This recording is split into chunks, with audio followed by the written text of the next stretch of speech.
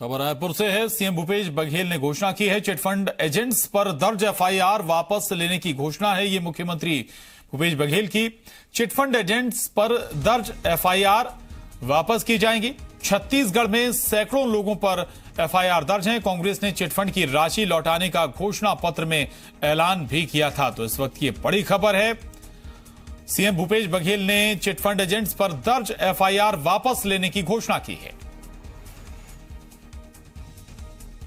हमारे लड़का मन जेल में है, ओकर मन के खिलाफ एफआईआर है। सबसे पहले वो वापस, ओकर बाद सब कंपनी वाला से बात करके देख पैसा कब वापस करा था, तेल बता। तोर संपत्ति कद का है, तोर देनदारी कद का है, ये ला बता। ओला हमारा जेल भेजे का हमारा शौक नहीं है। हमारी इच्छा है, हमार संकल्प है, जेल में चिट फंड कंपनी में पैसा जो निवेश करे वो पैसा ब्याज सहित वापस होना चाहिए। ये हमारे मन के संकल्प है। और जी मीडिया संवाददाता सुदीप त्रिपाठी हमारे साथ इस खबर पर जुड़ गए। सुदीप, चिटफंड जो एजेंट्स हैं उन पर एफआईआर अगर वापस हो जाती है तो ये जरा समझाइए कि वो पैसा वापस कैसे आएगा जो चिटफंड कंपनियों में इन्वेस्ट किया गया, जिसकी बात मुख्यमंत्री कह रहे हैं।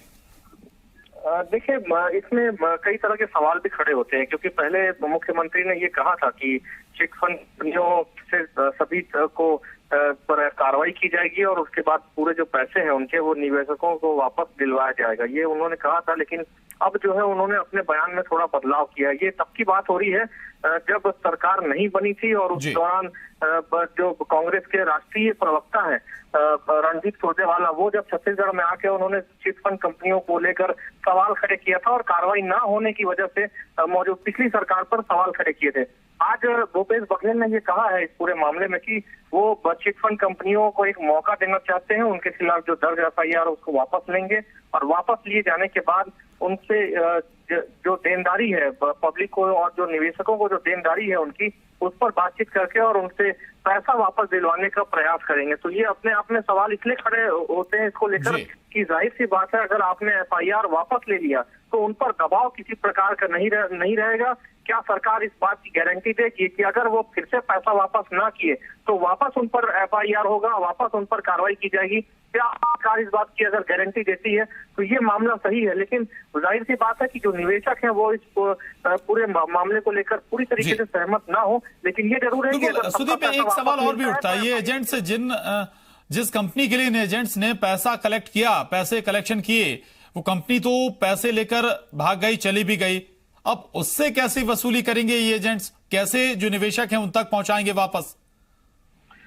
देखिए, निवेशकों के पास सरकार ने बातचीत का एक रास्ता छोड़ा है। जिस तरीके से आज उन्होंने बयान दिया कि उन्होंने साफ तौर से कहा कि वो इस बारे में बातचीत करने के लिए तैयार है कि कितने आपकी देनदारी है, कितना आपको देना है लोगों को। अगर आप देने के लिए तैयार है तो आपसे एफआईआर की जरूरत नहीं होगी। तो ये एक तरीका है। लेकिन सवाल इस बात का है कि क्या सरकार गारंटी लेती है कि अगर निवेशकों को उनका पैसा नहीं मिला तो दोबारा उस पर एफआईआर की जा सकेगी? और अगर दोबारा एफआईआर की स्थिति है तो फिर इस तरीके को लेकर वाकई में सवाल खड़े हो रहे हैं कि अगर कार्रवाई नहीं होती है, क्योंकि पिछली सरकार पर ही कांग्रेस ने ये सवाल खड़े किए थे कि उन पर कार्रवाई करके और उनसे पैसा निकलवाना है। लेकिन भूपेश बघेल साफ तौर से ये कह रहे हैं कि उनका मकसद निवेशकों को पैसा वापस दिलवाना है, ना कि एफआईआर करना। तो ये तमाम तरह के दो अलग अलग रास्ते यहाँ पर दिखाई दे रहे हैं, दो तरह की स्थितियां यहाँ पर दिखाई दे रही है। अब देखना ये होगा कि आगे क्या होता है।